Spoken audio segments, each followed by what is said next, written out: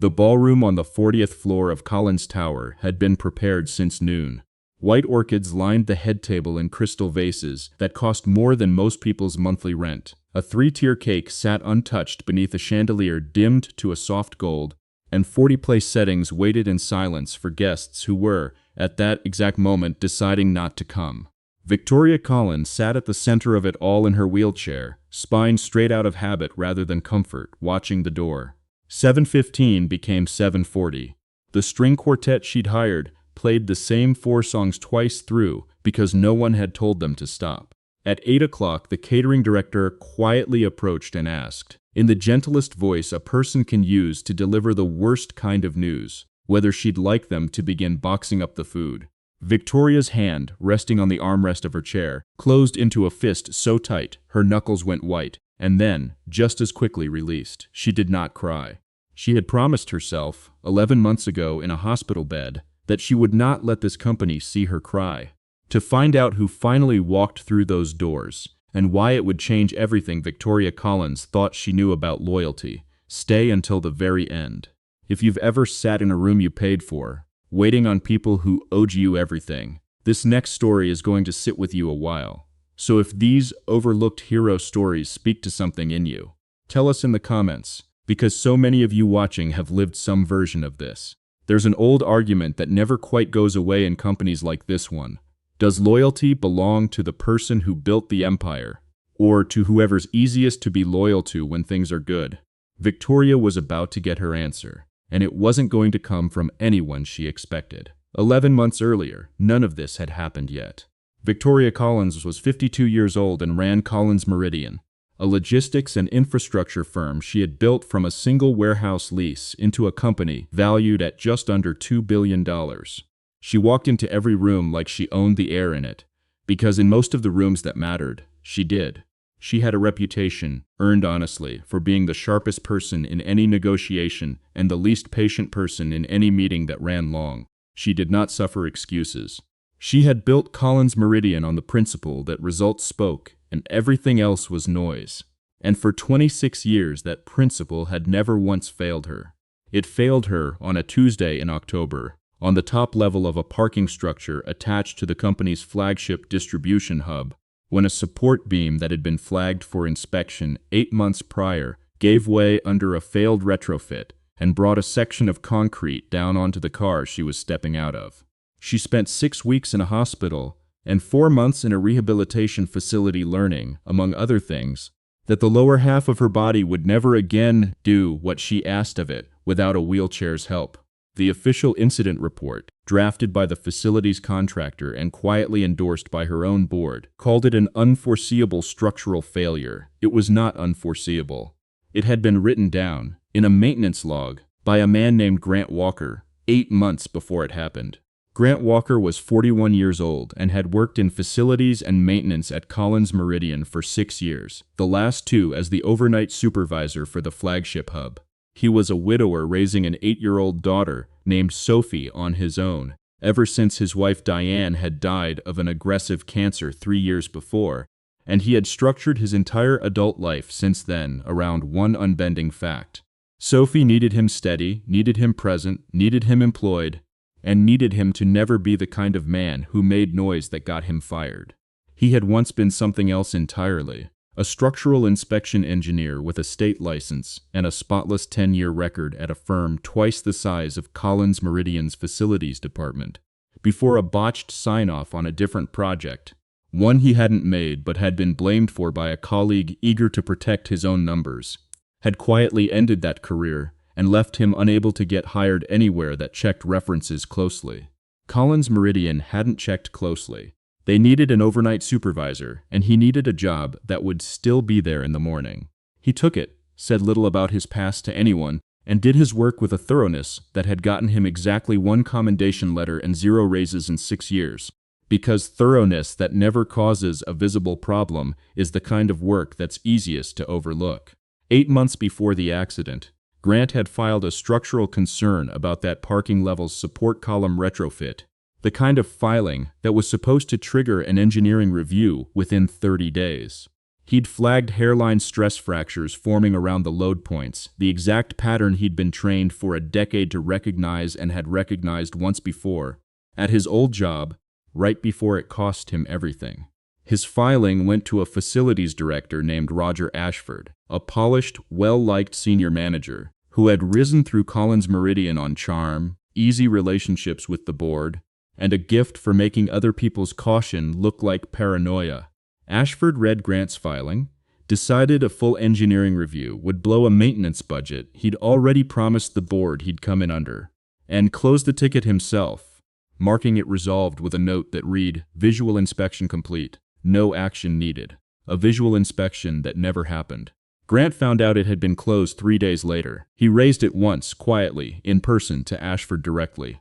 Ashford smiled the smile he used in every room, told Grant he appreciated the diligence, but that overnight staff weren't expected to second-guess engineering sign-offs, and suggested, not unkindly but very clearly, that a man in Grant's position ought to think about job security before he thought about being right. Grant thought of Sophie, thought of the 6 years it had taken him to find an employer who didn't ask too many questions about his old license, and he let it go. He told himself he had done what he could.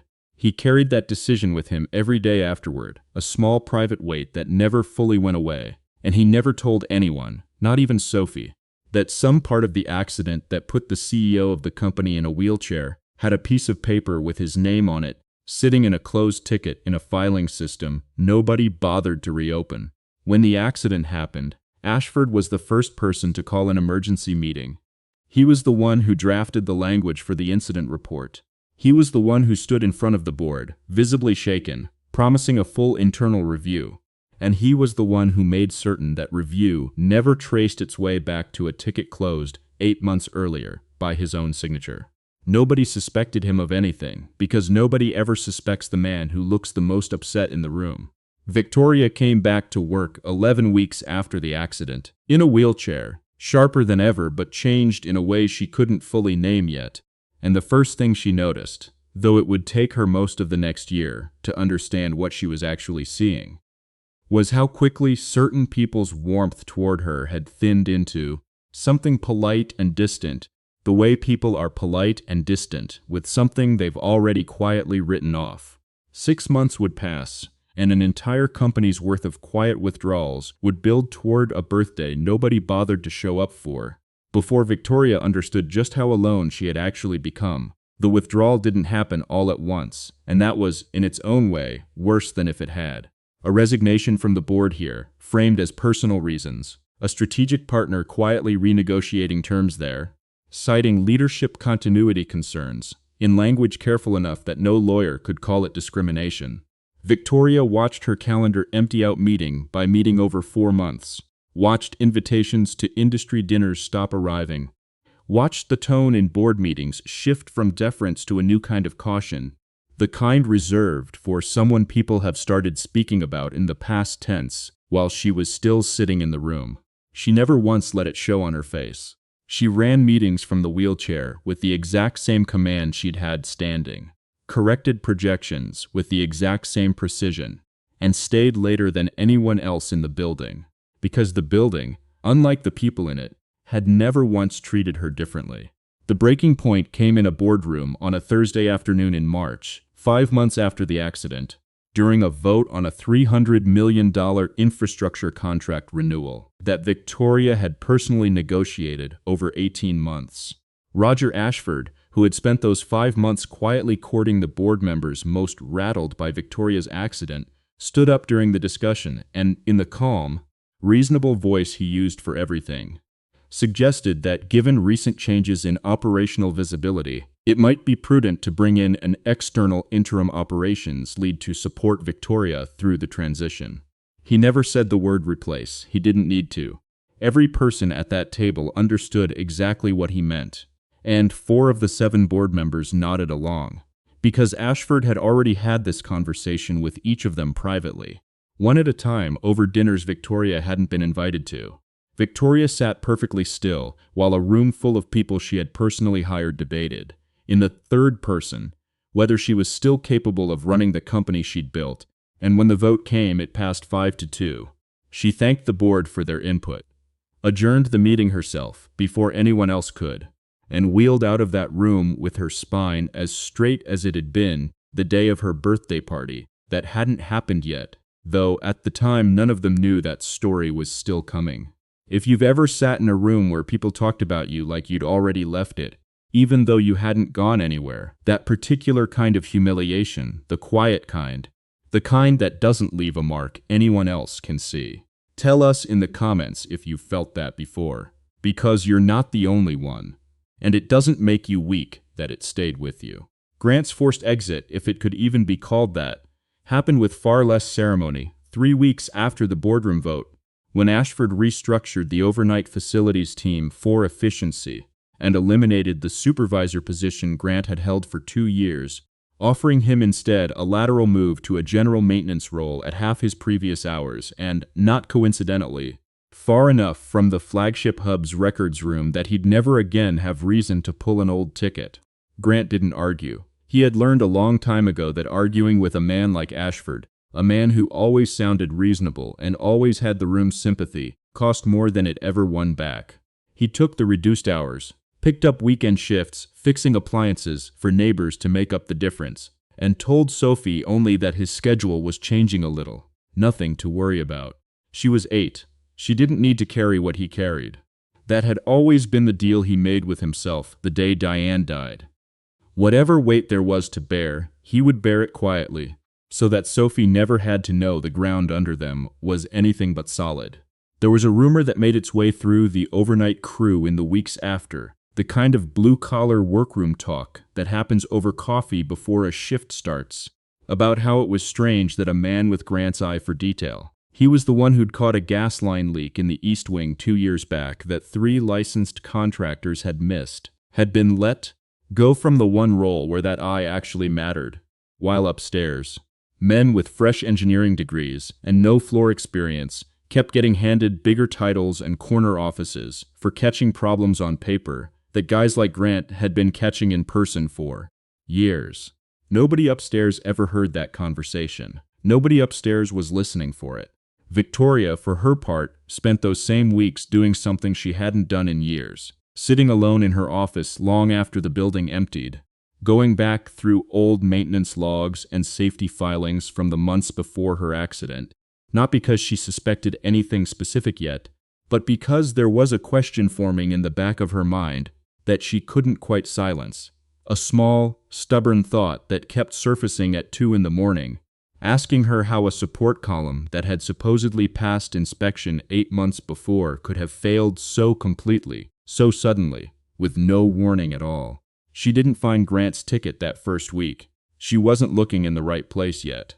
But the question had planted itself, the way questions like that do, and it would not let go of her. 6 weeks later, on a Friday evening in May, Victoria's assistant, a sharp, quietly observant young analyst named Priya Nair, stayed late finishing a facilities budget review and noticed something odd in a line item.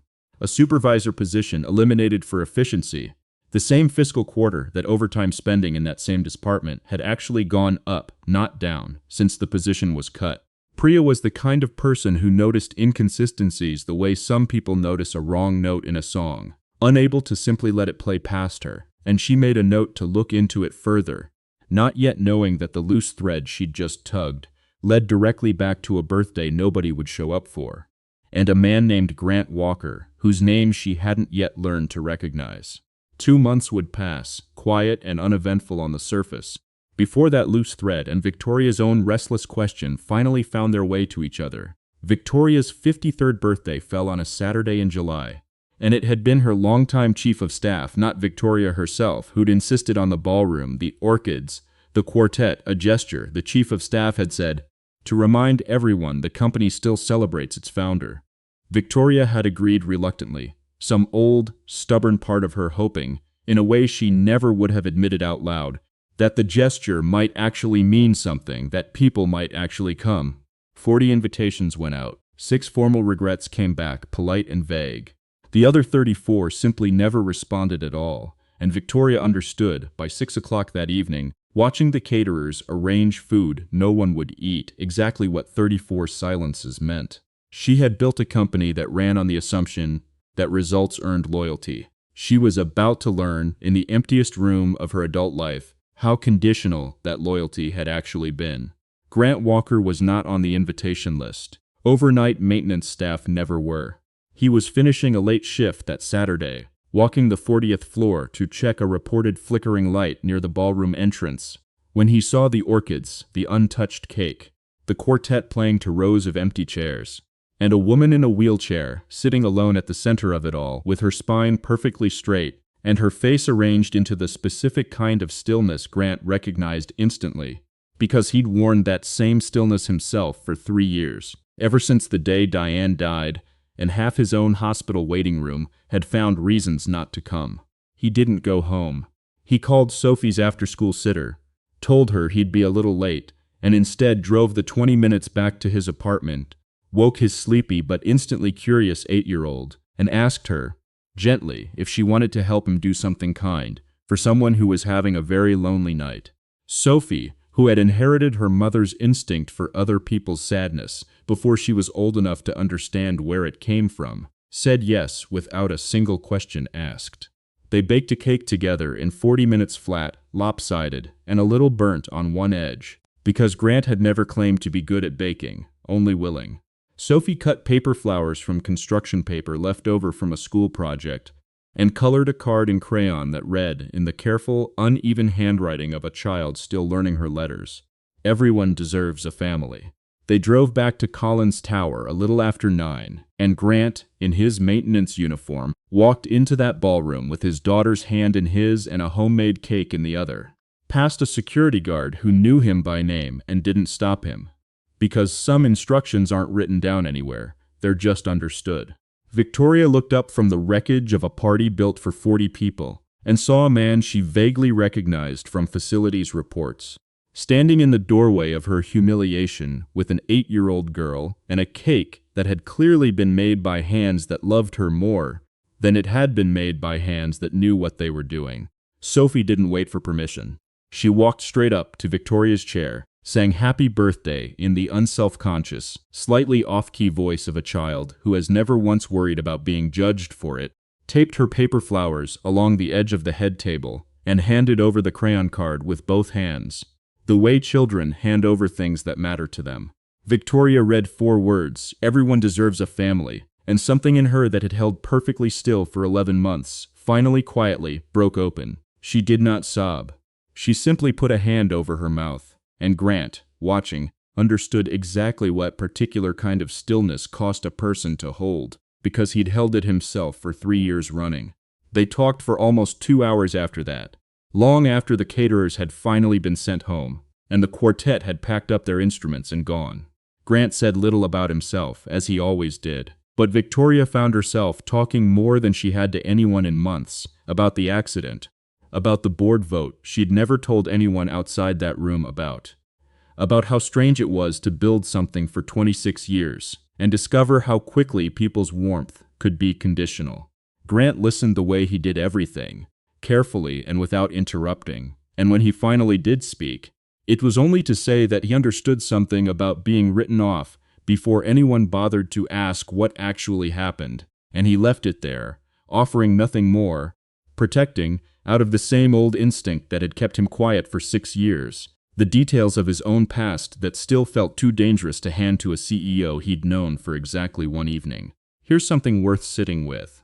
There's an old, quiet argument about whether the people who actually keep a company standing, the ones who catch the gas leak, who notice the flickering light, who show up at 9 at night with a homemade cake because it was the right thing to do, deserve the same seat at the table as the ones with the fancier degrees and the corner offices, or whether experience earned on the floor will always be treated as worth less than a credential earned in a classroom.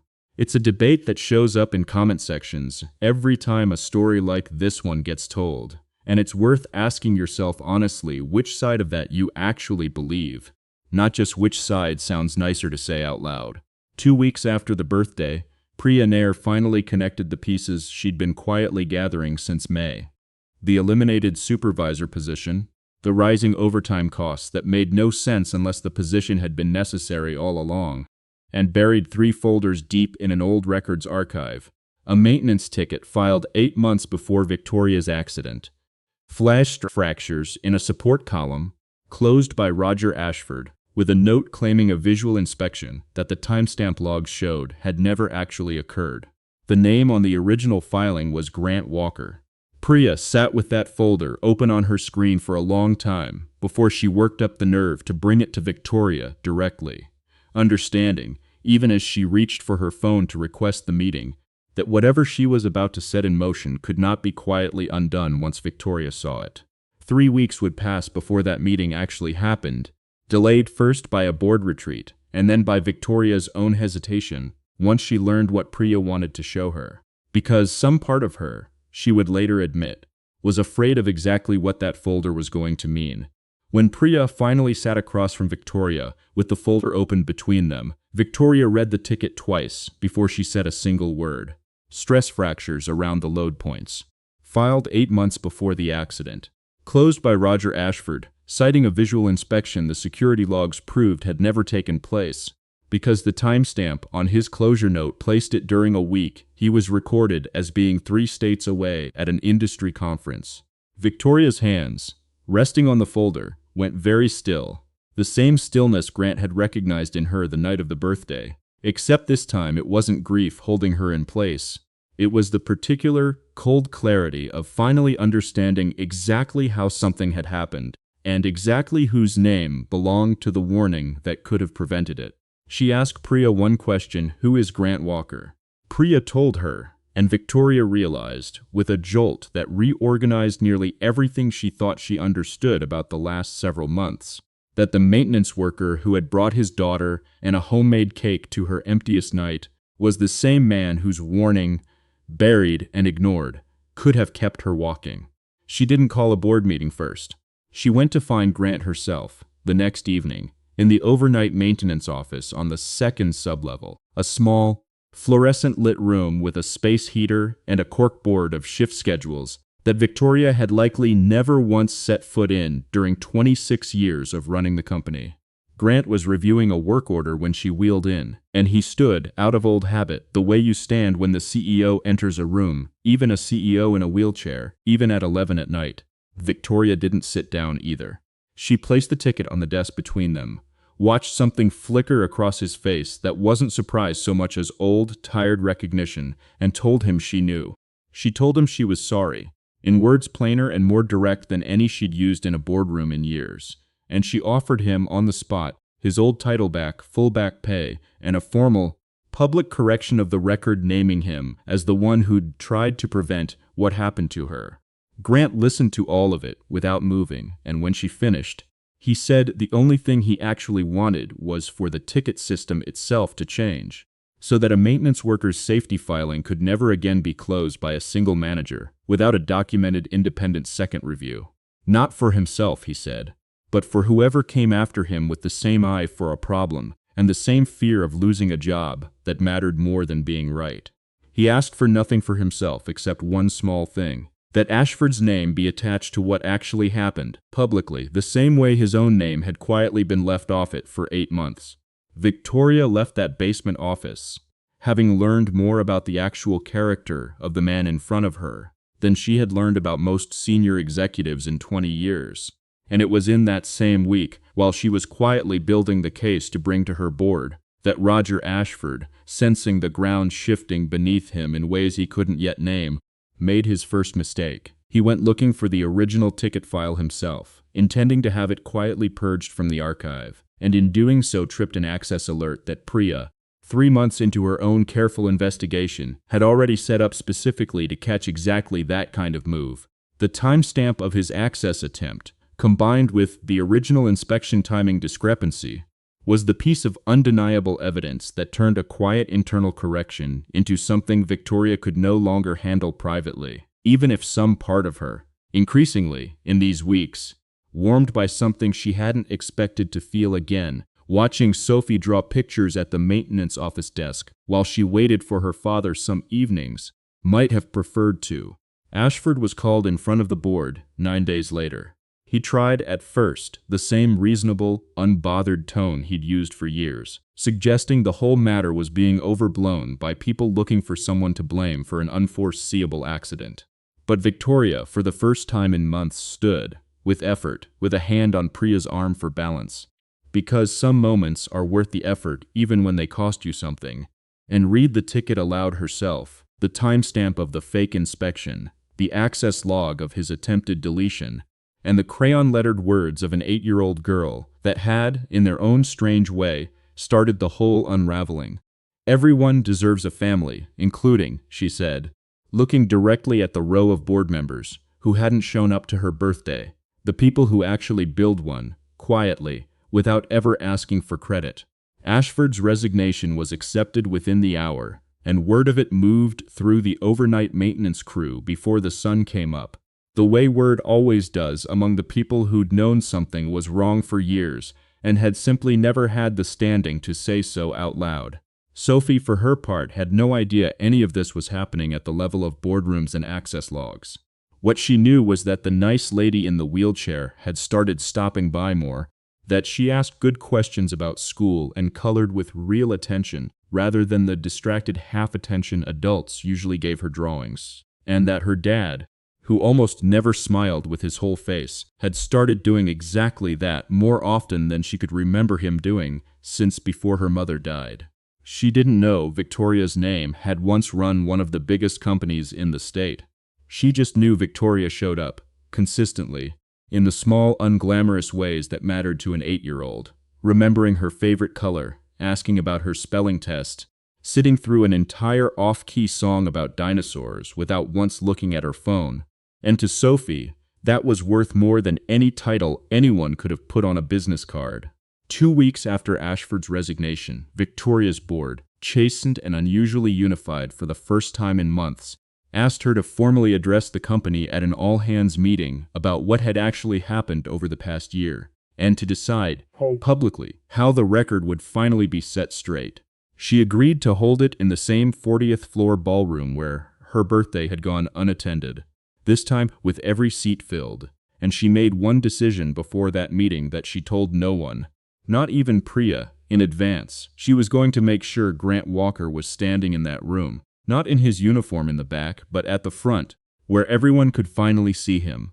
The ballroom was full this time, every one of the 40 seats occupied and extra chairs brought in along the walls, filled with executives, board members, and, at Victoria's specific insistence, the entire overnight maintenance crew, still in uniform, standing near the back until she asked, in front of everyone, that Grant Walker come forward. He hesitated. Old habit, the instinct of a man who had spent 6 years making himself as unremarkable as possible. And it was Sophie. Seated in the front row, beside an empty chair Victoria had saved specifically for her, who reached back and took his hand, the way she had the night of the birthday, and walked him forward herself. Victoria, from her chair at the center of the room, told the story plainly. The ticket filed 8 months before her accident, the false inspection that closed it, the name of the man who had tried to prevent what happened to her and had instead lost his position for it, and the name of the man who had covered it up and kept his own. She did not ask for applause. She simply said that Collins Meridian owed Grant Walker a debt it could never fully repay, and that the least it could do was finally say his name out loud, in the room where it should have mattered all along. She offered him, in front of everyone, a newly created senior director position, overseeing structural safety across every facility the company owned, with a salary that would have changed his and Sophie's life overnight. Grant, standing very still, thanked her, and then did something that visibly surprised half the executives in that room. He declined the title. What he asked for instead was the independent second review safety system he'd already described to her in private, formally written into company policy company-wide, along with one additional request, that every maintenance worker's safety filing be logged in a system visible to the board itself, not just to the department manager who happened to receive it, so that no single person could ever again quietly close a warning that mattered. Victoria approved both on the spot and told him, quietly enough that only those closest could hear, that he could still have whatever role in the company he wanted, whenever he was ready for it, no pressure and no deadline attached. 3 months later, on an ordinary Sunday afternoon in October, almost exactly a year after the accident that had started all of it, Victoria sat in the small backyard of Grant's modest apartment complex, in a chair Grant had set up on the concrete patio, so her wheelchair could roll straight up beside it, without needing a ramp he'd built himself the week before, watching Sophie chase a wobbling, half-inflated soccer ball across a strip of grass barely big enough to hold a game. There was no ceremony to the afternoon at all. Grant grilled hot dogs on a small charcoal grill that had seen better years. Victoria held a paper plate on her lap and laughed, at something Sophie said about her teacher, and on the small table between their two chairs sat one object that had somehow made the journey from that empty ballroom to this backyard and never left since: the lopsided, slightly burnt cake plate Sophie had once used to bring Victoria dessert on a night nobody else had bothered to show up. It sat there now, holding nothing but a few crumbs and a paper napkin, chipped at one edge, kept not because it was useful, but because some objects earn a permanent place on a table, simply by being present at the moment everything changed. Grant sat down beside her for a moment while the hot dogs finished cooking, and Victoria, watching Sophie's small determined form chasing that ball across the grass, said quietly that she'd spent 26 years believing worth was something you proved through results, through deals closed and companies built, and that it had taken losing almost everyone in her life to learn that the only worth that had actually shown up for her, on the one night that mattered most, had come from a man who expected nothing back and a child who didn't yet know what a balance sheet was. Grant, never one for long speeches, said simply that he thought family was mostly just the people who showed up on the nights nobody else did, and that he figured she already understood that better than most people ever would. Victoria reached over and took his hand, the same steady, unremarkable hand that had carried a cake through an empty ballroom 11 months before, and neither of them said anything else for a while, because neither of them needed to.